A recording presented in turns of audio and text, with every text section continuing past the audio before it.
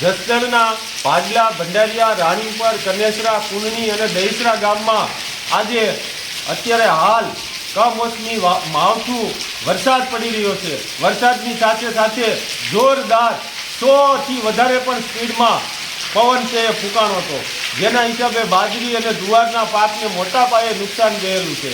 અત્યારે હાલ શિયાળુ પાક તૈયાર હોય, ઘઉં અને ચણાના ઢગલા પડ્યા છે, એ ઢગલામાં પણ ખેડૂતોને મોટા પાયે નુકસાન ગયેલું છે। એ ઉપરાંત ઉનાળુ પાકમાં તલ, મગ, જુવાર અને બાજરી ઉનાળુ પાક વાવેલી છે, એ પાક વાવેલા છે એમાં પણ મોટા પાયે નુકસાન છે।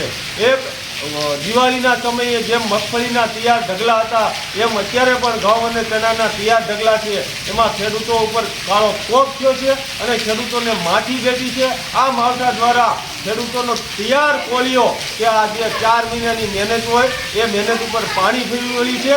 હું આપના માધ્યમથી સરકારમાં રજૂઆત કરું છું કે આનો તાત્કાલિક સર્વે કરી અને ખેડૂતોને જે મળવાપાત્ર સહાય હોય એ મળવી જોઈએ।